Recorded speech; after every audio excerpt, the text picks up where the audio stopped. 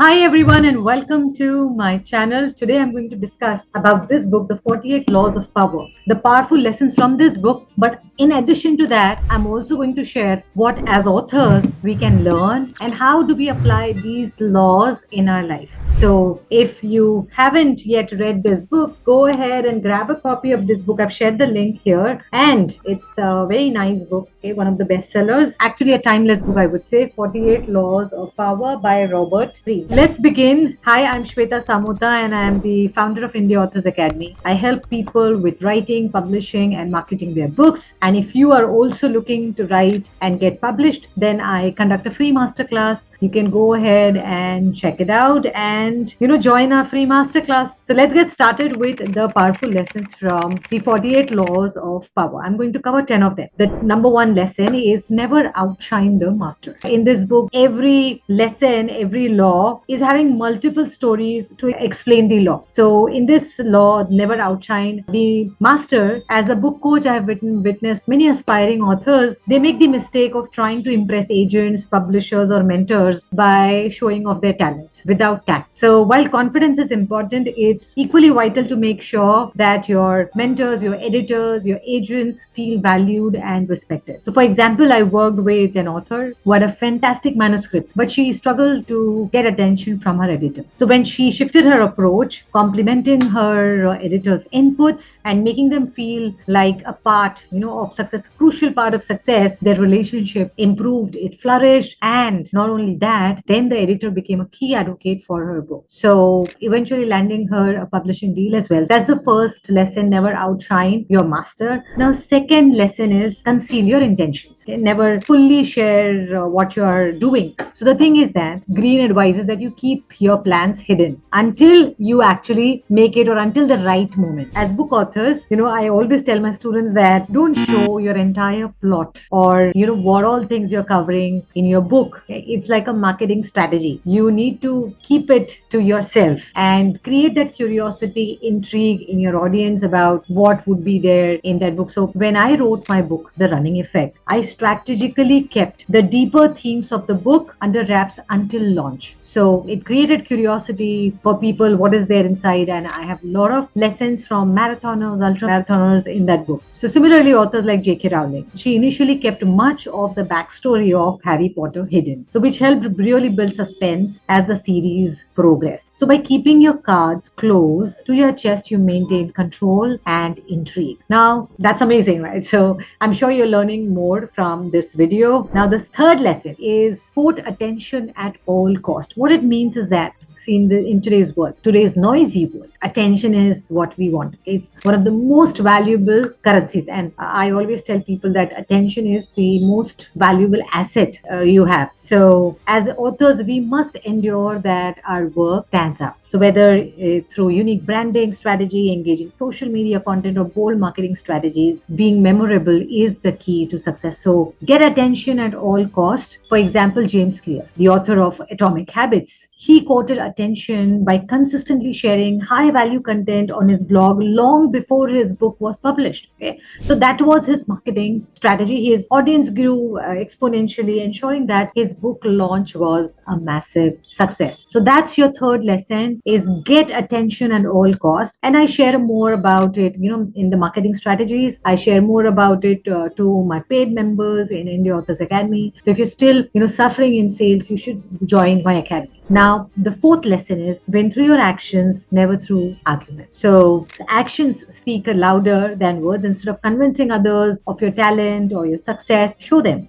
That's why use your reviews, testimonials, success stories from readers and clients, and that would speak louder than your self-promotion. So I've helped authors use their writing as proof of their expertise. One author in my program used reader reviews to demonstrate the value of a non-fiction book, which led her to get a speaking opportunity. So if you do it right way, then you will open up a lot of opportunities for yourself, not just book sales. So that's your fourth law, which is win through your actions, never through argument. Now, the fifth law is crush your enemy totally. See, now, as authors know, no enemy. Okay?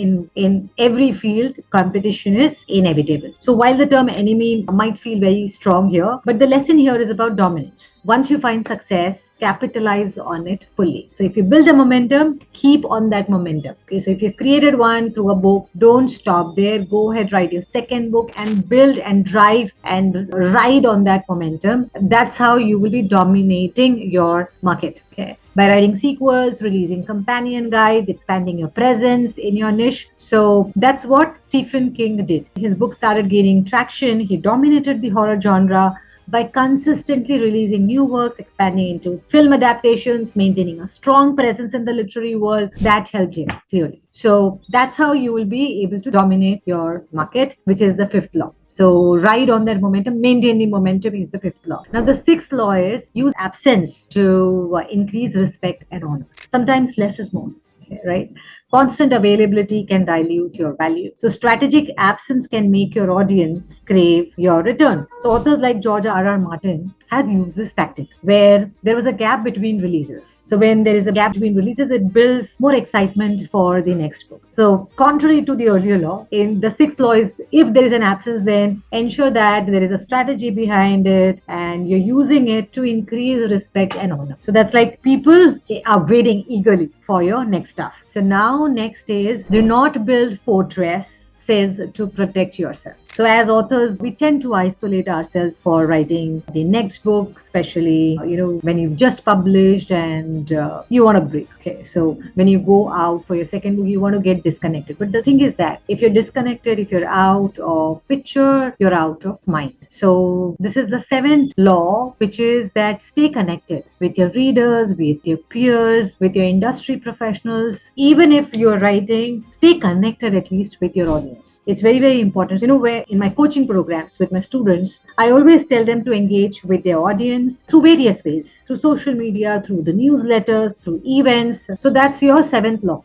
which is do not get disconnected, okay, to protect yourself. Now, next is recreate yourself. So reinvention is critical to longevity in any field. So as an author, you must be willing to evolve and experiment with new genres, themes, or platforms. So a lot of people have this, misconception, misunderstanding that ek hi mein likhna hai. That once you start writing, say, thriller, you should be writing only thrillers and thrillers and thrillers. No, okay. You're open. You should be open to try new genres. You can go ahead and try non-fiction. You can go ahead and try self-help. You can go ahead and try children's book, fantasy books, romance. So if you're doing one genre, don't typecast yourself, don't limit yourself कि बस मुझे उतना ही करना है. So open, recreate yourself, transition from different genres, and also from print books to digital to audio. Be open to learning and learn and adapt fast. So look at how Neil Gaiman has done. He has navigated different genres and media from novels to comics to television. Reinvention has kept his career thriving for decades. That's the eighth law. Now,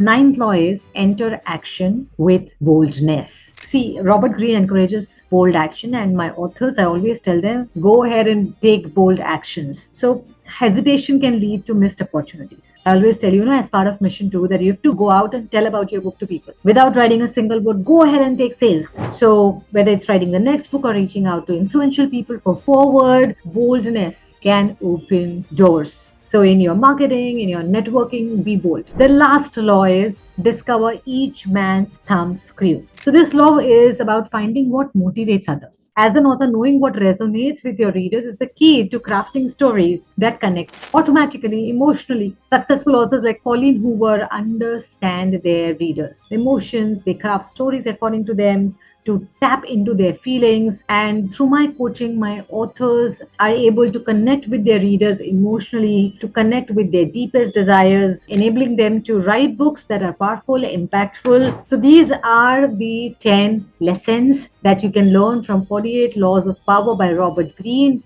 And as authors, this is how you can apply in your author journey. If you love this video, comment below that loved it. Which is the law that you're going to apply immediately from now?